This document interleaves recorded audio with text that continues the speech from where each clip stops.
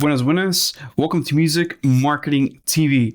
I'm Kevin Ochoa, and today we're going to take a look at how to use FabFilter Twin 3 in the context of hip-hop and trap music. Now, I have lots and lots of beats here that I made exclusively using FabFilter Twin 3. As you can see here, I'm just going through all these instruments here, and these are all FabFilter Twin 3. And over here, we got some autofills. That's because I couldn't put all the beats inside of one FLP. Instead, I made them with different FLPs. But here I have this West Coast influence beat, and I have a few other ones here, cinematic ones, spooky ones, more trap, and some trap EDM and some reggaeton trap. But what I wanted to show you in this sound design series video is just how to make some kick drums, some snares, some piano sounds, some guitar sounds, some crashes, and all these different sounds that you need to make, that you need to know how to make for hip hop and for trap music. So we have some classic sounds, and then we have some other more modern type of sounds. Okay, so let's start off with the West Coast beat. I'm going to play a couple bars from every of these demos, and then after that, after taking a look at all of them, we're going to dive deep into them individually, okay? So here's the West Coast one.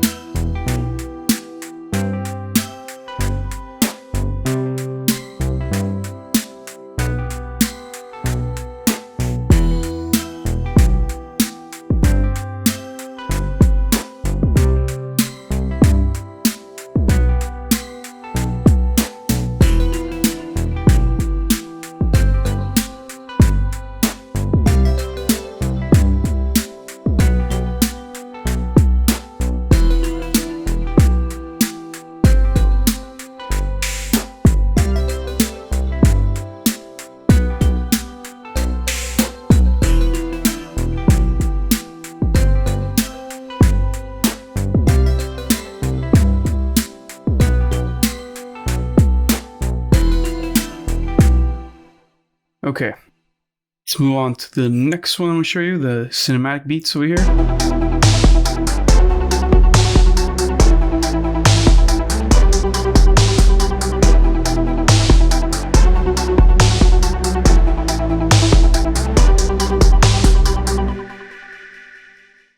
And like I said, these are all rendered and I have them in different FLPs. So I'm going to show you those FLPs later, as well with all those Twin 3 presets.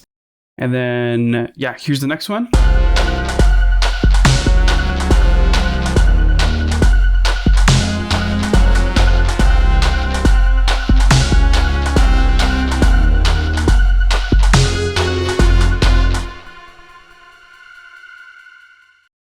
As you can hear, some of these patches are similar to the other cinematic beats, and the processing is very similar.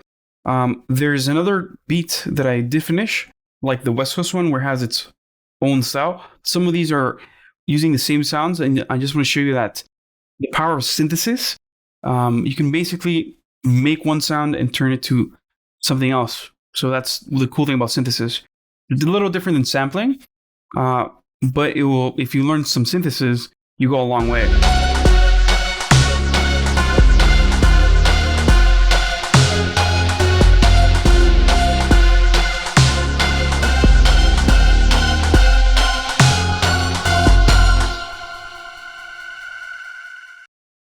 So going back to the cinematic one over here, you can tell that the other spooky ones are more distorted, more dissonant and such. Here's the other beat that I worked a bit more on.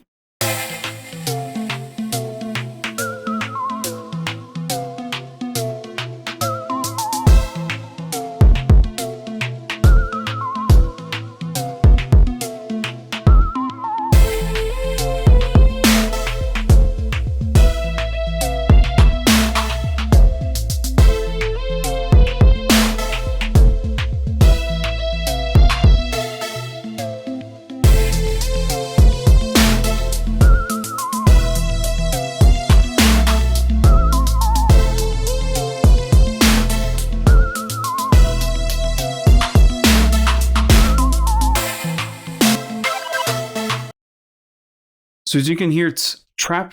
There's a lot of triplets in there, but it's also like West Coast influenced. Then I have this other ones over here. They're like EDM trap. Let's these over here.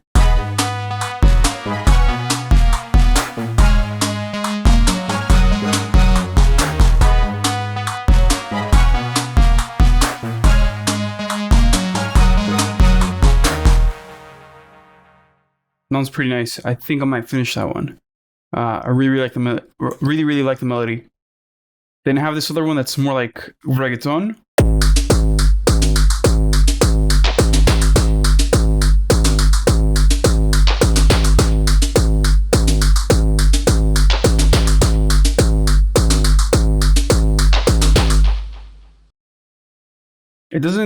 It's not really reggaeton because it doesn't have the dembow, but it's like it has that really that pitch envelope kick drum that drives throughout the beat. It's not as punchy as, like, let's say a 808, but it has this nice glide. So anyway, we're going to look at all these different beats. Let's start off with this West Coast one, like I said. Hey there, this is Kevin from the future. I just realized if I were to keep in all these different beats and the breakdowns inside of the video will be around 2 hours long. So I decided to make the video into 2 parts. In this first part, we're going to cover the West Coast beat that I showed you. And in the second part, we're going to look at all the other beats, the trap beats, the cinematic beats, and the Latin-styled beats that I also added. So I hope you guys can join us in that video as well. Make sure you subscribe to the channel, ring the notification bell so you guys get notified when we upload that video. Anyway, thank you guys for joining us and stay tuned for the rest of the video.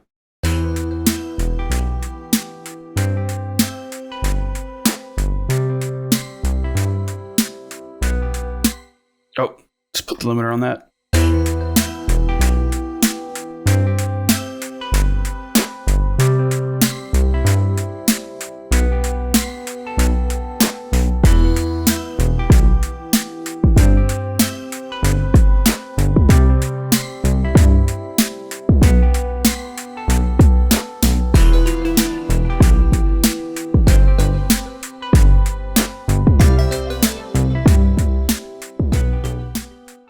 Okay, we're going to take this one from the top. We're going to do the kick drum and the bass first, and then we're going to look at the percussion and then the rest of the synths, okay? So let's look at the kick drum, which is an 808 with a little bit of a distortion.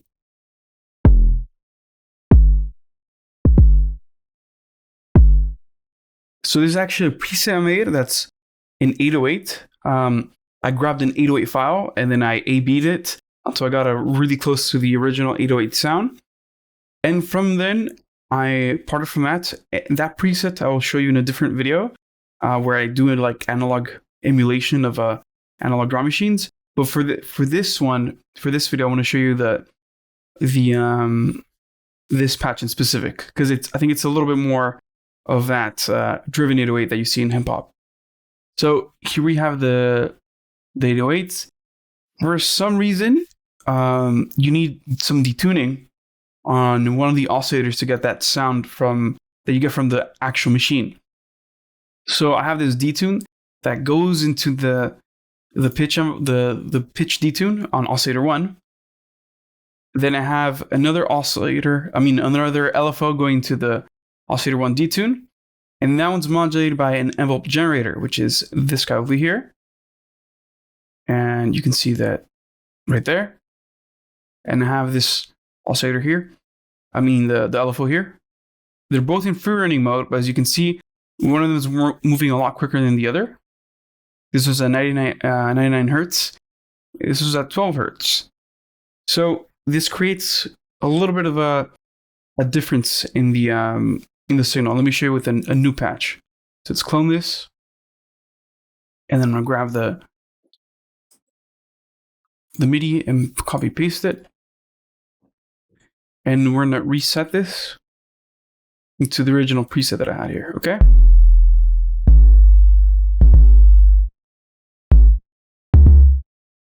Okay. So you can hear there, it's a little bit more close to the original 808.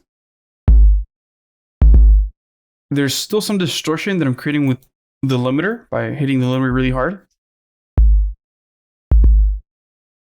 So another thing I could probably do is back off on the limiter for now. Okay. Now, what I do with this detunement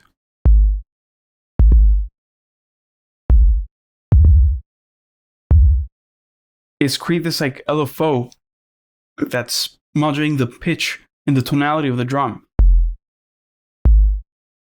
If I want something that's a little bit more warbly, I can move this up higher. Or I can just leave it to be kind of steady and dependent on the envelope generator over here.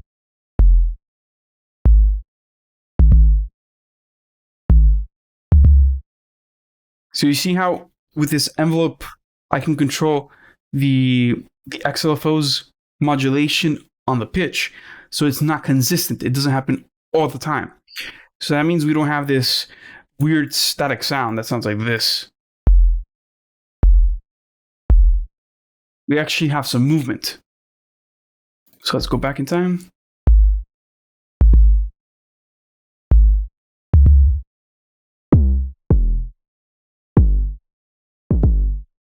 Okay. And then the other thing that I'm doing here with these envelopes is I'm controlling the, let's see here, the master tuning. And that's creating the pitch envelope for the kick drum. If I don't have it, if I have these turned off,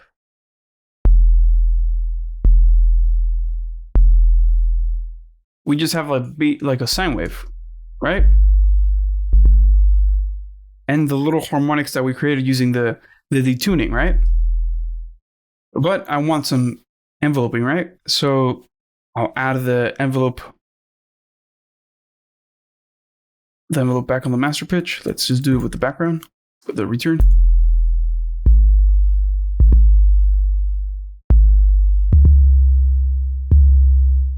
There. If I wanted to have a more effect on the tuning,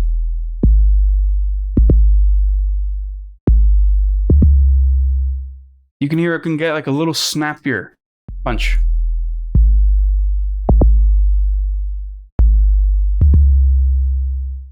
Or I can have it glide down a lot slower.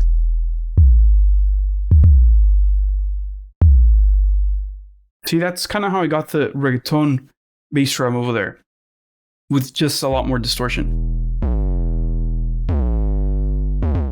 See that? So for this sound, let's keep it a little bit tighter.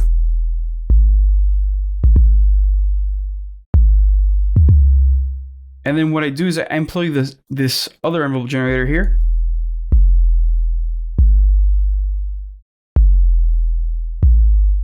And that one does a little bit more of the glide.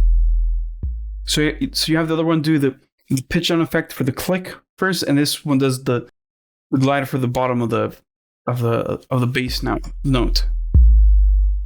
See that? Without it, with it. So that's just timing. So you could time this to follow along with your beat. So maybe you have your beats at 140 BPM or 150 BPM, and you might want to put this around 400 milliseconds, a little bit shorter if it's faster, or a little bit slower if it's slower tempo. So it just depends on what you want to do.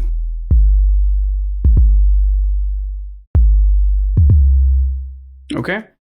I think in my case, for this one over here, I decided to be a little bit tighter. Okay? Then let me look at the original, the patch I showed you. Then I added a square wave here. So I can get a lot more harmonics to begin with. Then I also have the drive. Pull the filter down. So now I have to bring that click back, right? I need to add an envelope generator to get that click back. And then I can add analogue generator to the drive amount. However, you start noticing that my sound, instead of getting harder and harsher, it gets a little bit softer. That's because the drive inside FabFilter Twin 3 is morphing through different distortion types. And what I would think at the very end is it becomes a guitar kind of cabinet type of thing, or guitar amp type of thing. Whereas at first it's more like bit crushing, and then slowly morphing into this other type of stuff. So what we can do to instead have the softer tone at the beginning is we can flip this over and have the harsher tone at the beginning and then have it smooth out at the end.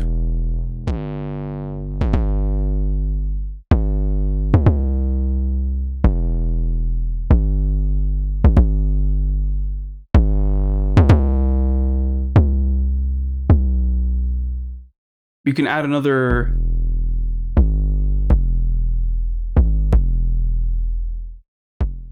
filter here if you want to boost some of these frequencies.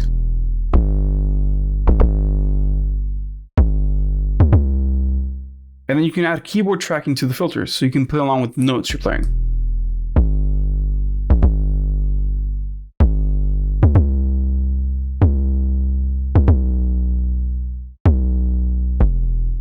There you go. I think I added a second oscillator, but I didn't really use it because I was trying to get some click. Oh, by the way, there's this really important feature here. This it's called the phase sync button. So basically, this resets the phase. Whereas if you have this turned off,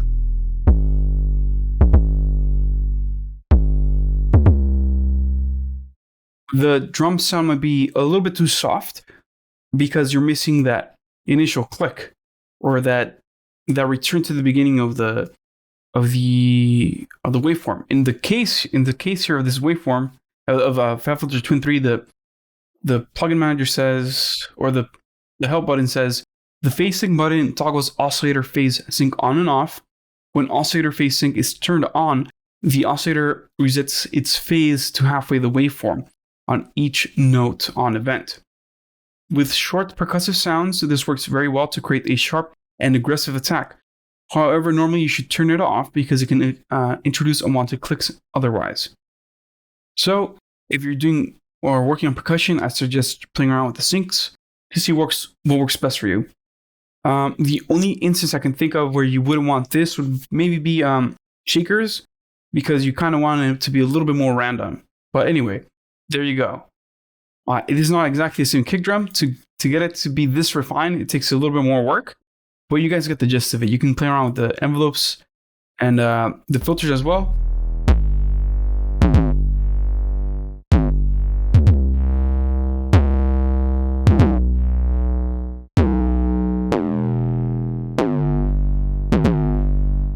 Ooh, I wonder what this would sound like in parallel.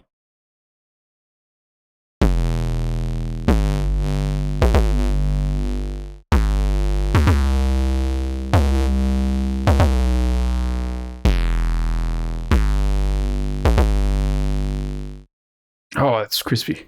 Anyway, so you guys get the point. It might seem like a simple synthesizer at the beginning, but the fact that you're able to use all these envelopes and modulate one thing with another, and then apply modulation on, let's say, an LFO, and then modulate the pitch of something, makes it for a very pleasant and very organized experience where you're more worried about the music and less worried about, oh, will this little thing go over here and let me drop down this menu and let me see this list of things. You simply don't have that. It just works with your muscle memory, which I really, really appreciate. Okay, let's put this back on the kick drum we had before. Delete this. So we have some snares here as well. Oh, I said I was going to show you the bass before this, right? So here's the bass.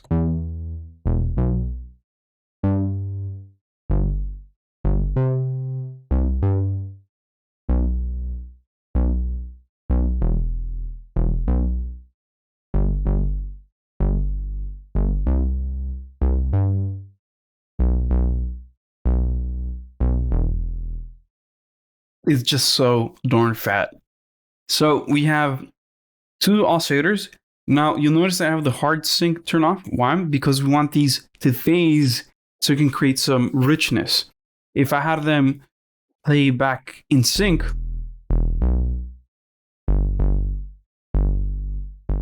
they're quite predictable.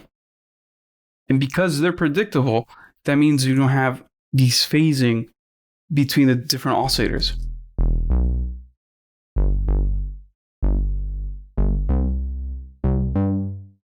So it almost sounds like we're applying some chords to the sound. If we were to add some chords here, but it's much more subtle. Now I have this playing in one voice, and there's two voices of unison.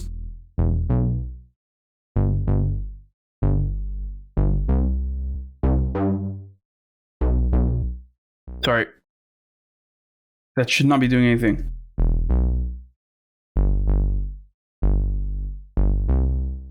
Oh, there we go. That's what we don't hear the spread.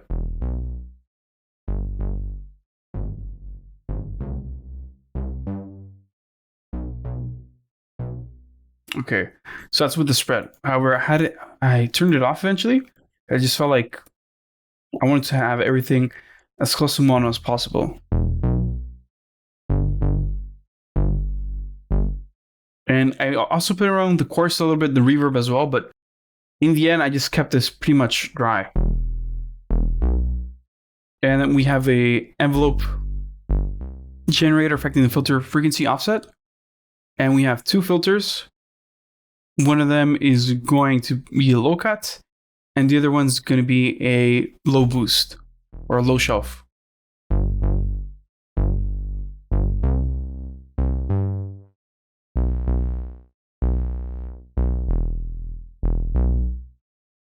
And also have the filter frequency, the filter peak offset a lot higher.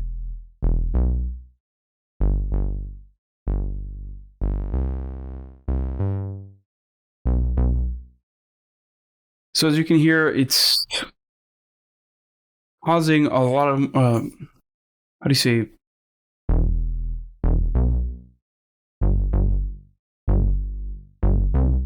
It's not a comb filter, but it's creating almost like a little mini comb effect.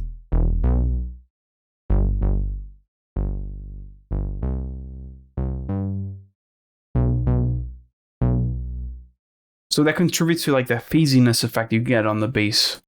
So that's pretty much it for that sound, but it's such a simple sound, technically speaking, but because this synth is programmed so well, you're able to get these nice rich tones. Okay, let's go on to the next sound right here.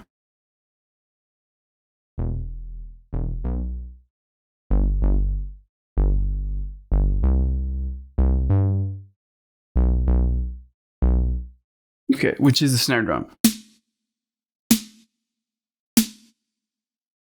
And I think right here.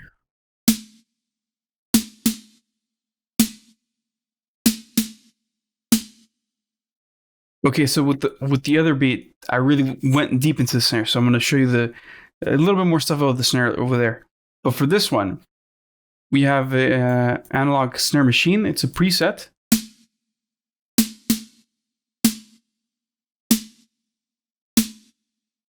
And I'm not sure I did many changes to this. Let's check this out.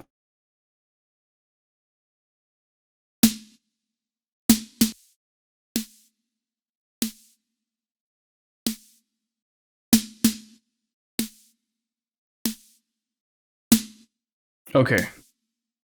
So I dropped the oscillator down here. The filter, sorry.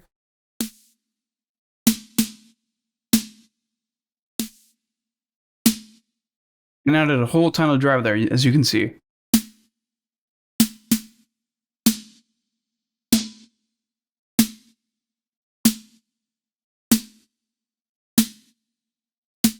Okay. And I think I'm going to change the settings of the compressor as well. No. So basically it was just that with that preset with the drive.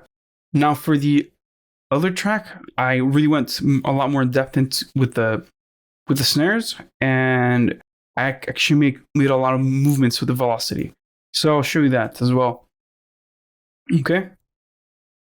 Let's go back. This one. Here's a clap.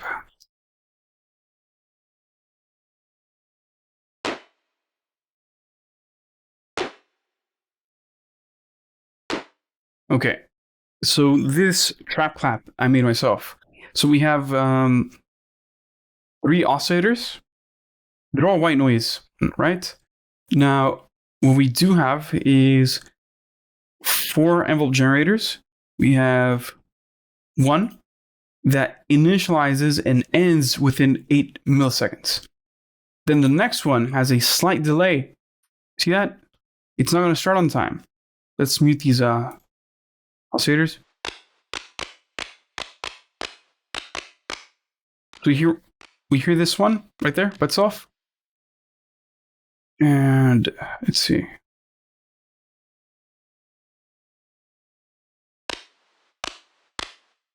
See if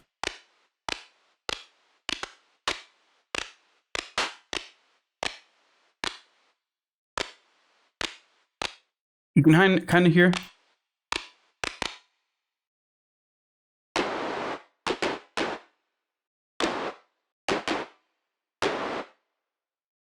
Right? How we can get those little clicks. That's the first click. The bottom part of the clap. The middle part. And the snap. So they're all getting triggered by different envelope generators at different points in time, which is why it sounds snappy at first, but then it's sustained and smooth at the end. Now, they have a drive on here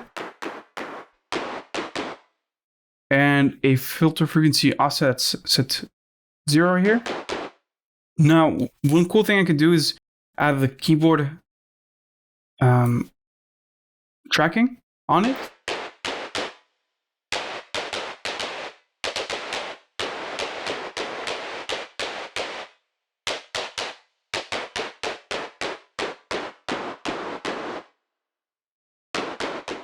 And it's cool because it's gonna follow the keys that I'm playing, right? So I could also do that with the filters individually. So here I have the envelope generator 5 and the envelope generator 5 affecting the peaks. So we get some movement. So that, along with this right here,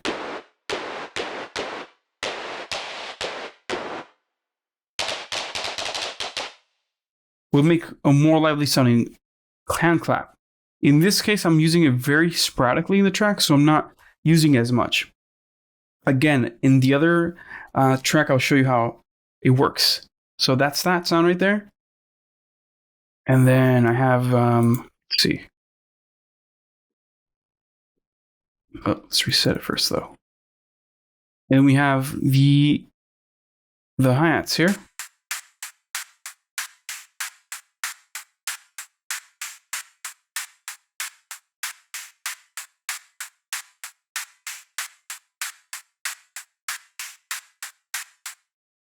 So these are actually using a lot of modulation of, via the velocity.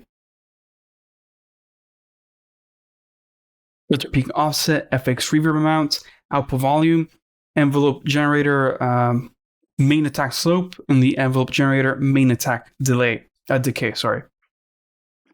So if I were to reduce the modulation coming out of this thing right here,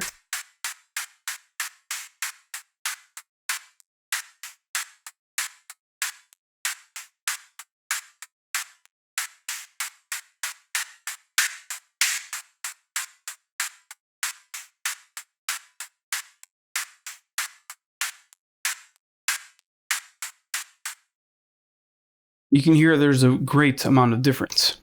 Now, what's so great about this plugin is that I can easily just drag and drop, right? As you can see, I already have a velocity on there, but if I want this to have an effect again, I could apply it again. You know, I'm not limited to just one destination, or that one destination is not limited to just one input from that one module. I'm able to add more from that same module.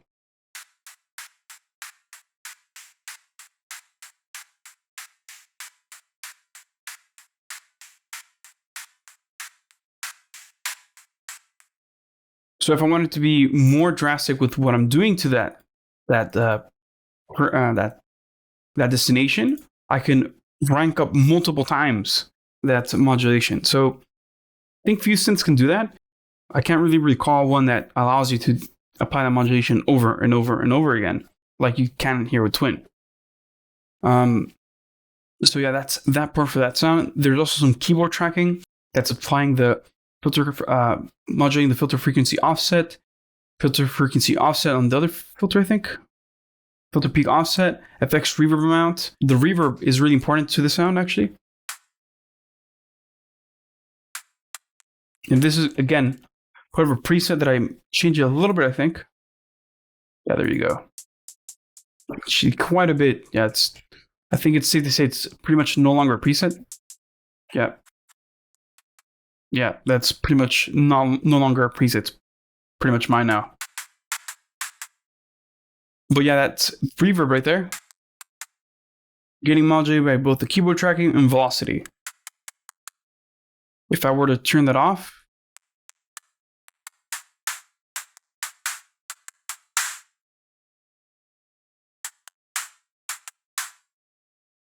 you still lose a little bit of that space that you get with that reverb. And using the reverb, the sound sounds a lot more natural too. So it's really, really fantastic. Let's close this down right here. To undo everything. Let's go over to the next sound, which we got some crashes here. Frankly, they are built upon the presets on here. And this over here as well. So this one's, I think, less modulated. Yeah, this is pretty much that preset, the ring mod rate. Now this one was my own preset, and then I changed it. So this is a crunched crash. Basically, I was trying to create an 808 type of crash. The only thing that kind of got close was like how the waveform kind of looked, but still it was not there. It was, the speed was not right and the envelope was not right, but the waveform, like, it looked good. But once you zoomed in, it was like, oh, I need to kind of compress this a little bit and then compress my envelopes and see how I can get there. So I still need to work on that one, but yeah, it's still made for cool crash impacts on here. A little bit harsh on the ears, but in the context of the mix,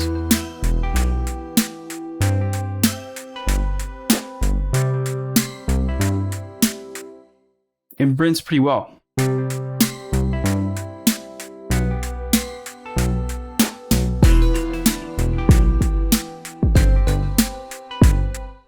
Again, I have the limiter really not doing what it was doing with the rest of the track, so you don't really hear it in the context.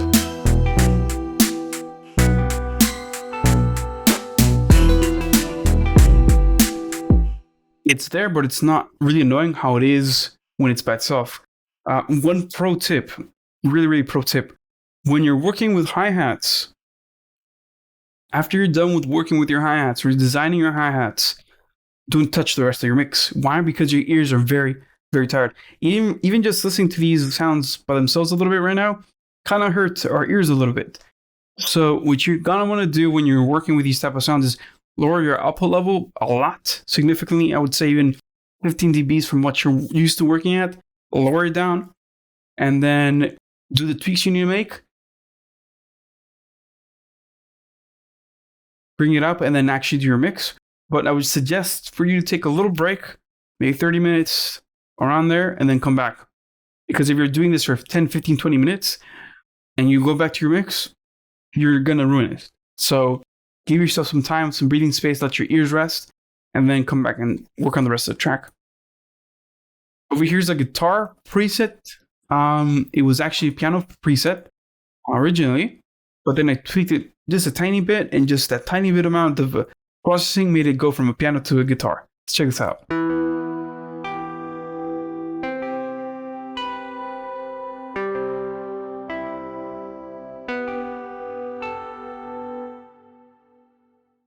Let's check out the original preset.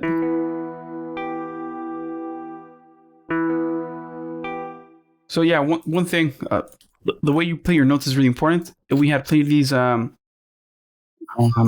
an actual piano, let's copy this MIDI. Control C, let's make a new pattern. And we had played these like a piano.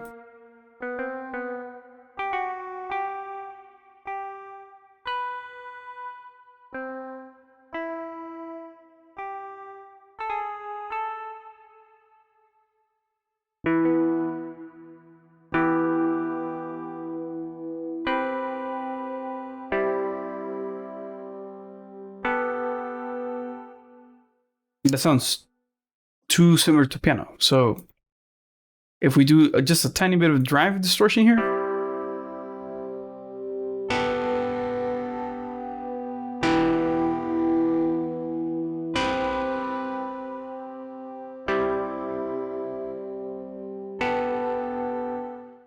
we can get a little bit more crunchy sound. And then if we play around with the way the notes are,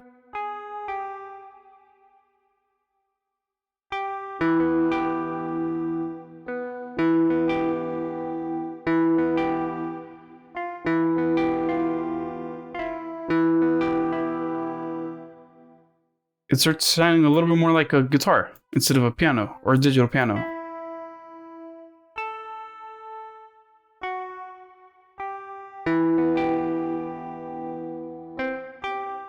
I think it was more like this in the track.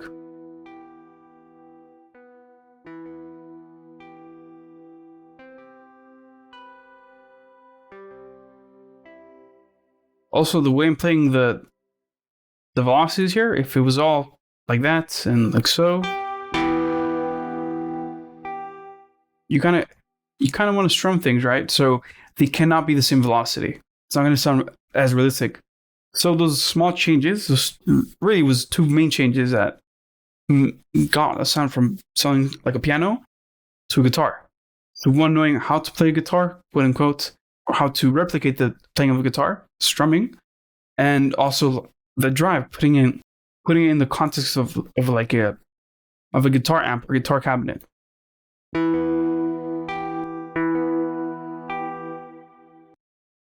It was pretty much that. Yeah. It's a really great preset. Who made this? Shout them out. It was Be Manic, again. Really cool preset. And then I have here the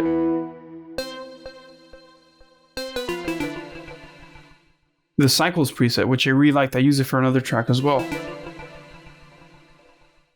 But because I'm playing this a lot quicker than in the other track,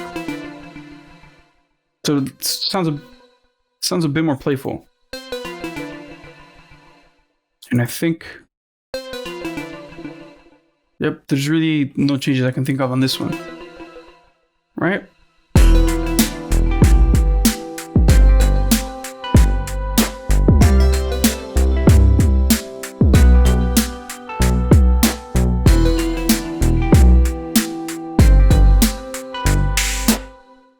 Okay. Now here's the stabs here. Oh, by the way,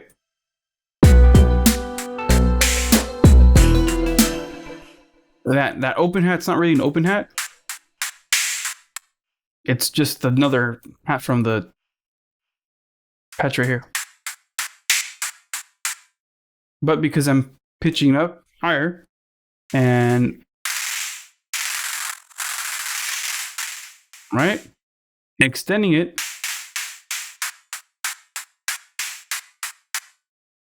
it's actually doing that type of sound. If I were to bring it down here, not the same thing. So, since I made my own patch, I was able to design like that, and now I didn't have to go look for a open hat sound.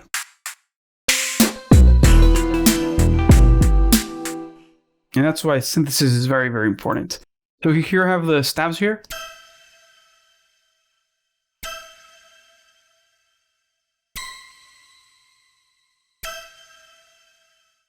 And this is just a preset that I made myself. It sounds very, very distorted. So what I ended up doing was I added a filter to it, like so. Also changed the polyphony on it because it was way too hard, way too much stuff.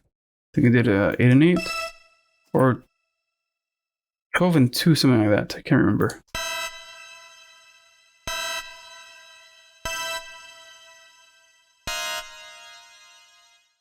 Ooh, that's rave stab territory.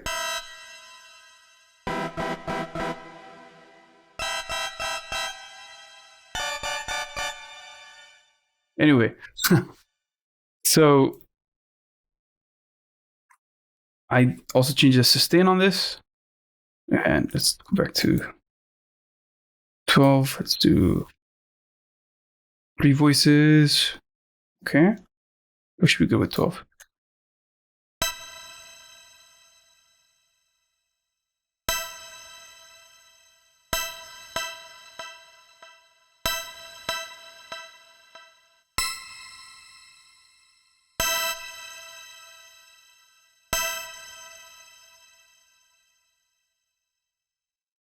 And then let's see. Let's look at the original one. The filter, of course. I think I have a. Oh, I don't have anything else on it. Oh, the master tune. So to get the little pluck type of sound, I added some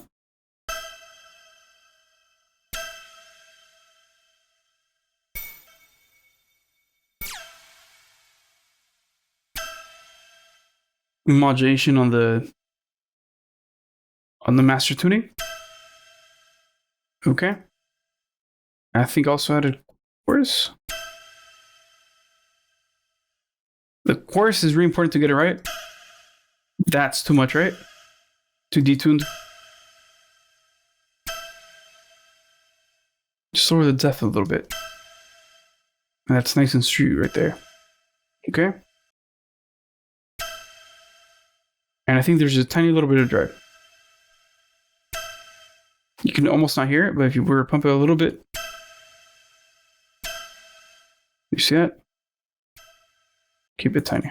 Anyway, that's that. And then here's a little cool patch that I made that I really like.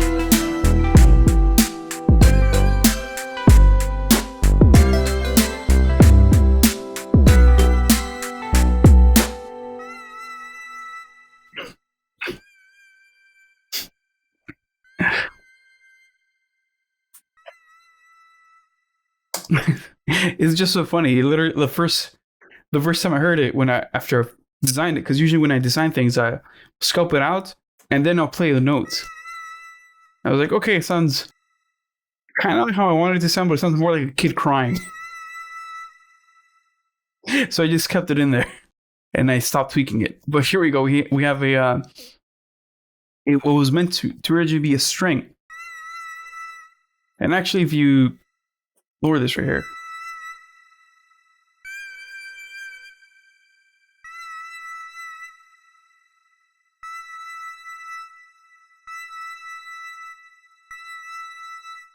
we got pretty close.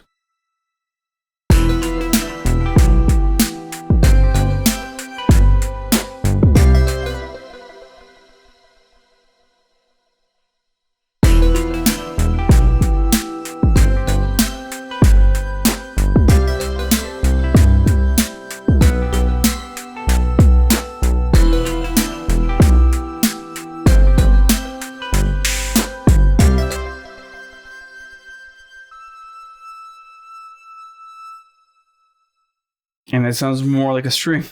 So because when I made the original patch, it was so messed up. I was like, but it still sounds good when I keep it in there. So I'll just keep it in there. So there you go. Let's undo it and let's take it from the top here. So we have a few different oscillators, and also let's fix the MIDI here. We have. Let's see. We have 3 sine waves.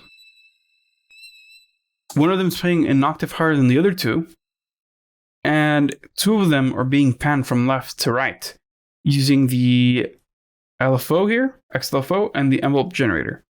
So XLFO3 is doing the panning on those two oscillators and also messing around with the XLFO1 level.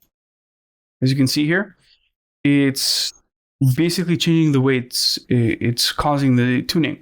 So XLFO1 is detuning all the different oscillators. Without this turned on, the sound becomes this. Just basically 3 sine waves, which if we have them in a regular synthesizer that was in Twin 3 that didn't have oscillator drift, it would sound pretty darn bland. Let's do mono and it's in one voice.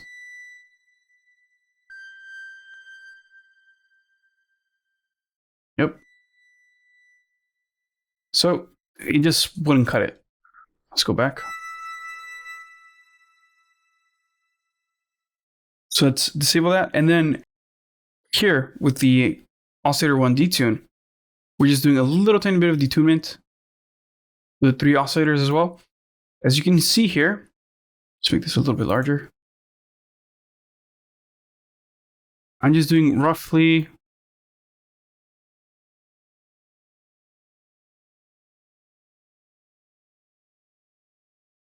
.18, probably 18 semitones or so.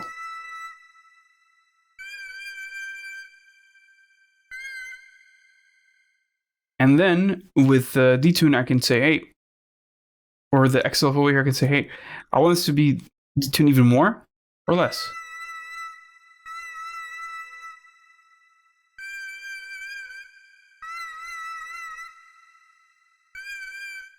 So then it's this other XLFO that pushes this XLFO to go beyond that, those 18 semitones, so it must be one tone, up and down, right?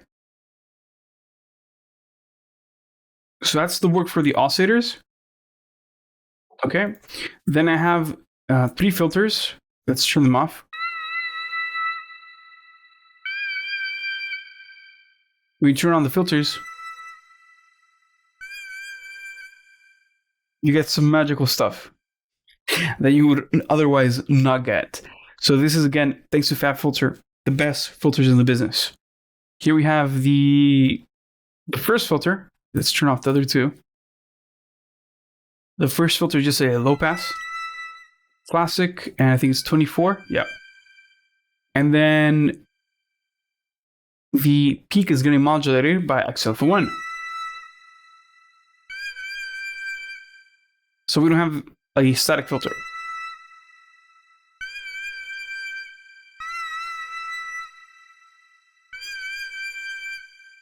If I drag it down,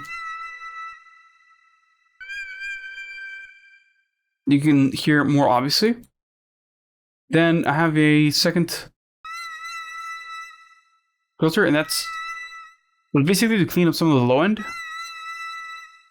I usually don't do this, but in this case, I wanted to have a clean low end.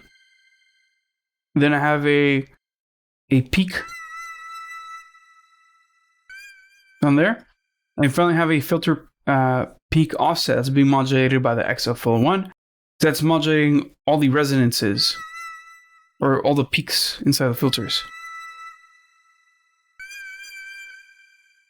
And the keyboard tracking is filtering the or affecting the filter frequency offset. So all the filters are moving. If I play this high, if I play low, they move along together, right? So that's basically it for the sound. There's a reverb on it.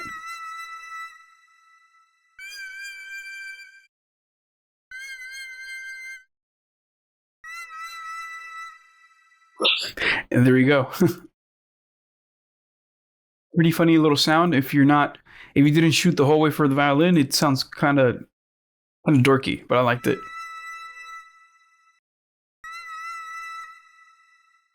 There we go. That's the first West Coast beat. We have probably 40-50 minutes on here. Let's go on to the next one, okay? So I'm gonna pause the video right here, and then we're gonna pick up inside the other FOP. All right, I hope you all enjoyed the video and that you learned a lot today here at Music Marketing TV. I hope that you learned about Twin 3, sound designing, how to make some percussions, how to make some synths, some basses for hip hop, specifically West Coast. Now, in the second part of the video, as I mentioned, we're gonna cover the more trappy beats, the cinematic beats. Go check out that video once it's released. Make sure you subscribe to the channel and ring the notification bell if you want to stay up to date with our next video and get notified once it's released. Also, give this video a like if you enjoyed it and learned a lot from it. Anyway, I'm Kevin Ochoa with Music Marketing TV, and I hope to catch you on the next one. Peace.